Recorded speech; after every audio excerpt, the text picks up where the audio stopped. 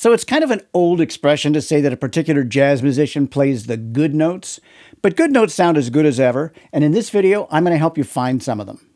If you're new to the channel, my name is Chase Sanborn and I'm a jazz trumpet player based in Toronto. Right now you're looking at a jazz student's nightmare. These are the chord changes for the tune There Will Never Be Another You, and I've written out a scale for every chord like you see in some of the early Jamie Aebersold volumes. These are the scales from which the chords are derived, and they consist of chord tones and passing tones. I talk about that in this video. This is good information. It gives the improviser a lot of notes to choose from. Imagine how many melodic permutations can be formed from all these notes. The problem is it's too much information, especially if this is what you're looking at as you try to improvise. When we have so many notes to choose from, it's hard to know which to choose.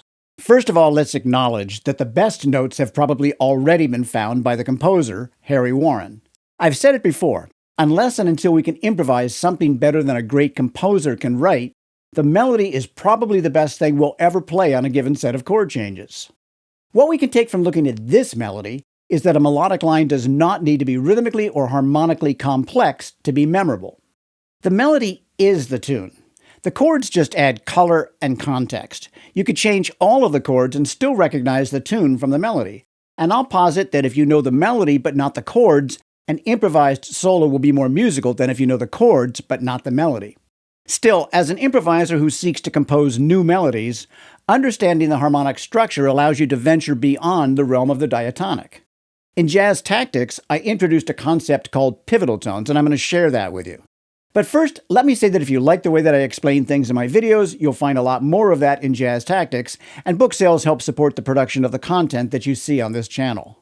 Also, if you want instruction that is specific to you as a trumpet player or a jazz improviser on any instrument, I offer lessons on Zoom. You can find out more and get in touch at chasesanborn.com, and the link's in the description. Now back to the topic at hand, which is pivotal tones. They are what I would define in this context as the good notes. To find them and to understand how they function, we're going to work backwards.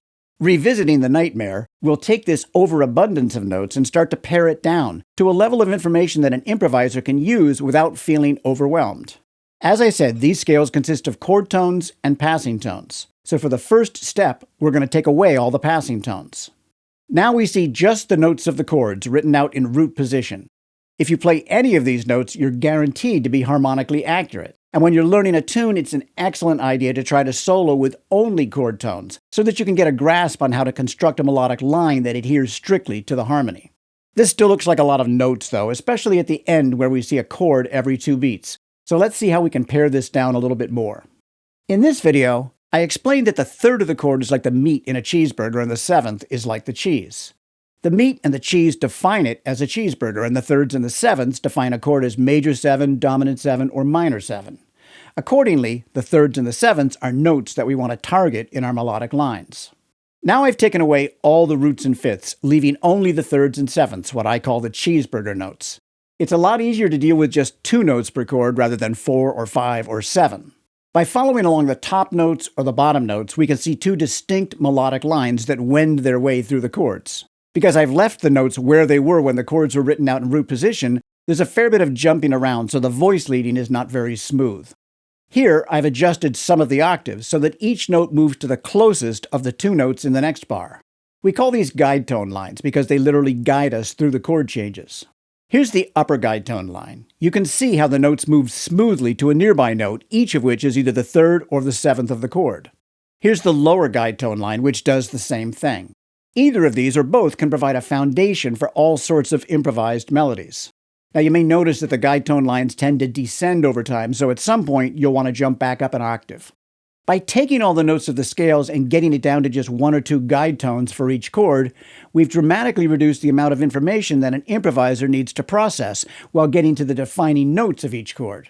But we can go one step further, and this is where we get to the pivotal tones. Going back to the pair of guide tone lines, look for any note that has an accidental in front of it, meaning a sharp or a flat or a natural sign. The accidental takes the note out of the key, which makes it non-diatonic. When you see an accidental in parentheses, that's just a reminder to cancel the accidental from the previous bar, so those notes are actually diatonic. We call these courtesy accidentals. When I take away all the guide tones that are diatonic, now we have the pivotal tones. Pivotal tones are chord tones that are outside the key, especially the thirds and sevenths. They stand out to your ear and the harmony seems to pivot on them, thus the name.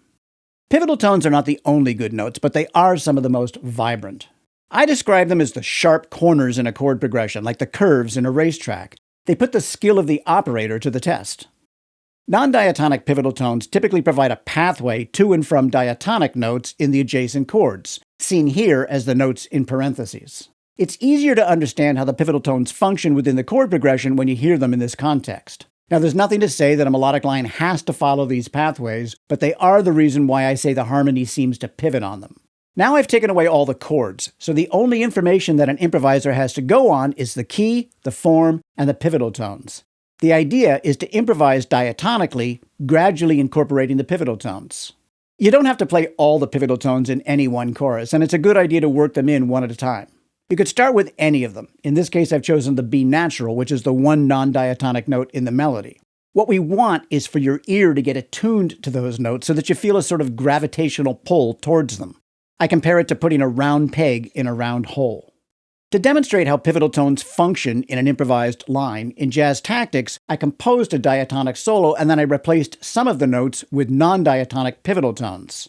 For this video, I'm reversing the process by improvising a solo to start and then trying to replace the pivotal tones wherever they occur with a diatonic note. This is a transcription of my improvised solo. If you look for the notes with accidentals, you'll see that almost every one of the pivotal tones has made its way at some point into my lines. When I'm improvising, I'm not consciously aiming for the pivotal tones, but my fluency with the jazz language means that I instinctively play them. It's actually harder for me to avoid them, just like it would be harder for you to speak if I told you to try and avoid using adjectives or adverbs. You're thinking so much about what not to do that it interferes with the flow of thought, whether that's musical or verbal. Here we see only the pivotal tones where they appeared in the improvised solo. These are the only non-diatonic notes in the whole solo. To create a fully diatonic version, I'm going to replace each of these notes with a diatonic note, preferably another chord tone. There are always plenty of options because every one of these chords has other diatonic chord tones. But it's not always easy to find one that doesn't weaken the melodic line when it replaces the pivotal tone. I'll start by playing the diatonic version where the pivotal tones have been replaced.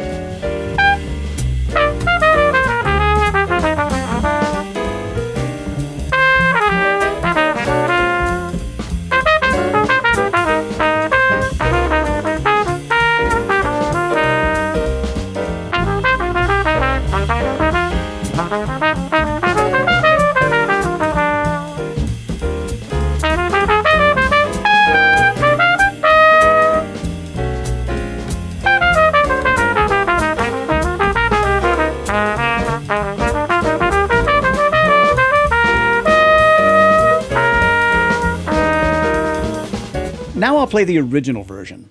Aside from the way that pivotal tones spice up the melodic line, there's something else to listen for. What you just heard was not me improvising. I was recreating something that I had previously improvised, albeit with a few alterations. Now, when you're actually listening to me improvise, I'll be curious to read in the comments whether you can hear a difference between something that is of the moment compared to something that is after the fact.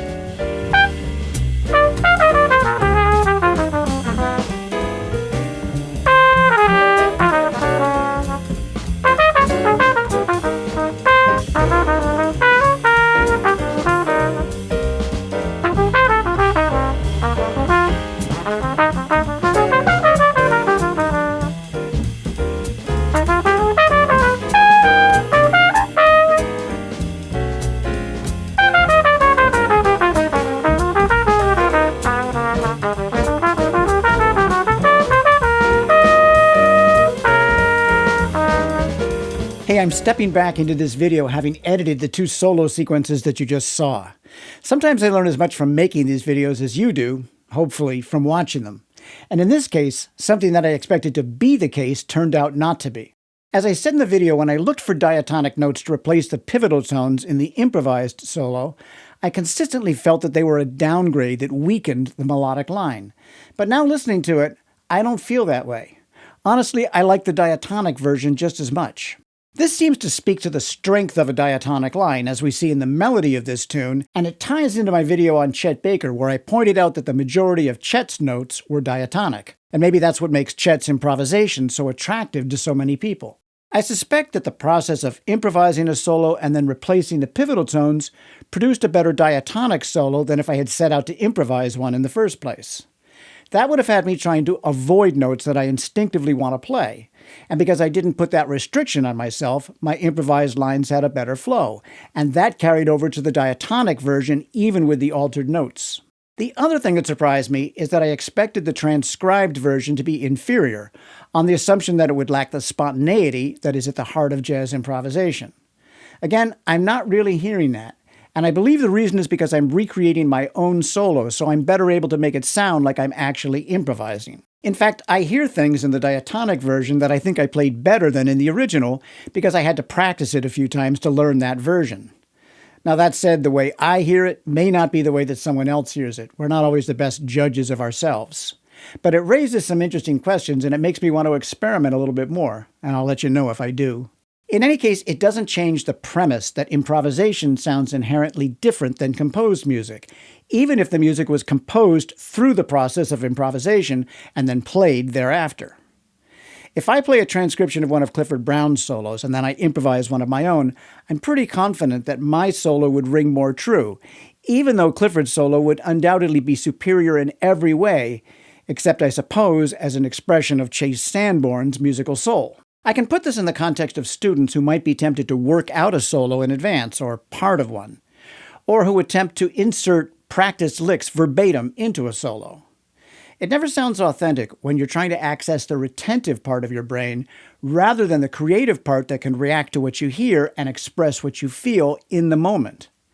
Even if you lack the fluency with the jazz language that you hope eventually to have, you're better off trusting your instincts than trying to hedge your bets.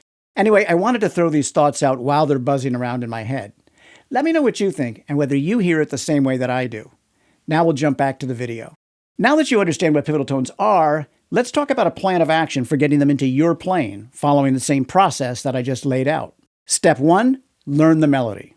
The more embedded the melody, the more connected to the tune your solo will be.